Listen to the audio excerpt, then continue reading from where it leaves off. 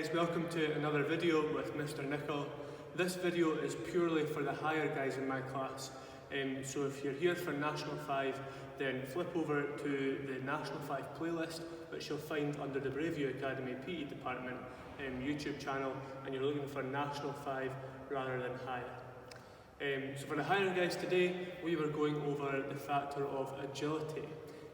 So defined as agility, we define it as the ability to change direction quickly and precisely under control. So it's an ability to move from one kind of direction to another on the spot under control. What impact does agility have? Being agile allows a performer to cover distances at speed with fluency and efficiency. So when you watch an agile performer, their performance looks really good because they're in control of their body and they're able to change direction fluently under control in a way that is efficient. We're now going to cut to the PE Cycle of Analysis app, and more about that here. Hello, welcome to the PE Cycle of Analysis app. So what you should do, higher guys, by now is you should have this app downloaded on your phone. So you're just going to click on the app. It will open up and it'll present to you mental, emotional, social and physical factors. Now this app will be a really good revision tool for us, and it's something which you can start to get to grips with now. So just to exemplify this, we're looking today at agility, so let's look at how agility impacts our performance both positively and negatively. So we're going to go into physical factors, and then we're going to go into physical fitness, impacting on performance, and we'll see there, the second one down is agility. There'll be a short video about that. There, I think it's the Illinois agility test, but it might show you. And then there's positive and negative impact on performance. So there's a definition as well, again, same as what I said. So the ability to move the body quickly and precisely whilst changing direction. So how does it impact our performance positively? Well, as a hockey player, being agile in possession allows me to turn and dribble quickly to get away from the opposition defenders. This allows me to maintain control of the ball on both the open and reverse stick, and I can drive into open space away from opponents. Because I can evade tackles in tight areas, I am able to maintain possession for my team. So a really good answer there for how agility positively impacts our performance. Let's now turn to look at the negative impact on performance. Agility is key in cheer because I struggle to change direction quickly. I often mistime steps. I can look very clumsy in my movement, lacking fluency and control. I find myself behind the rest of my team and begin to panic when trying to catch up. As a base, I need to be in position to lift my flyer safely. My movements can look unstructured and unrefined, resulting in point deductions for my team. Now back to the video. So today we used the Illinois agility test to gather data on our agility.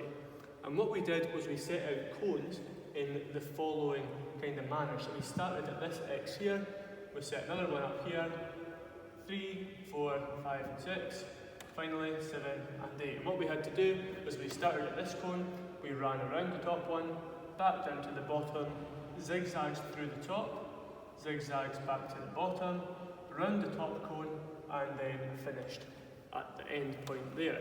And now we should have a bit of aerial footage from a drone of one of our higher pupils completing the Illinois agility test now.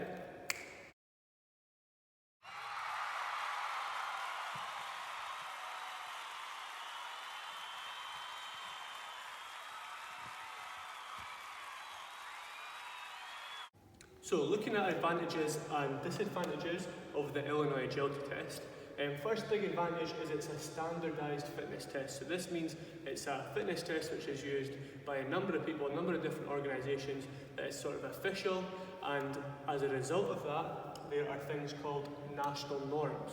So we spoke today about the age range of 16 to 19, and we looked at the national norms, which I'll hopefully show you in this video. But they were listed under excellent, above average, average, below average and poor. And depending on your time that you got for the Illinois agility test, you were able to kind of assess where you were in terms of your agility and how good or bad that was. The good thing about this is that because it's a standardised test, it can be repeated at any time that you wish. So, if we were to do a 6-week training, develop our PDP, personal development programme, we could then test at the start and at the end, and we could see if we had improved over the course of our training sessions. Disadvantages of the Illinois Agility Test. One main disadvantage for us today. As a result of COVID, we have to do all physical activity outside. So this meant our Illinois Agility Test was set up outside. As a result, when you're doing tests outside, it's very, very dependent on the conditions. So, in order to make a test valid and reliable, we need to do the test under the same conditions as we did it the first time and then the second time, so that we get a time or an answer which is valid. So if we do the test indoors in the games hall like this, we know that the flooring is likely to be the same. We know that there is no wind conditions, no weather conditions to battle with, so the conditions are going to relatively remain the same. The only thing that might change, perhaps, is the time of the day that you did it. So if you did a test first thing in the morning when you woke up, you might not be as effective as when you get through the day and your body starts to wake up a bit more. Then you might not be as effective as you would have been or could have been at the end of the day as you were at the start. However, for us, we were doing it outdoors. Thankfully, it was a nice enough day. However, underfoot, the conditions were slippy. We weren't wearing studs, so we didn't have kind of the best footwear that we could have had for it. This meant that there was a couple of small, minor slides, and it also meant that your brain kind of compensates for that, and you slow down more than you would do naturally if you were doing it indoors, to brace yourself for the corners so that you don't slip.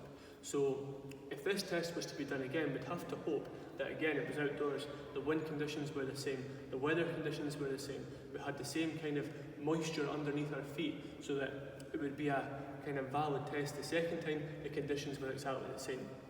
Is that likely to happen? Probably not.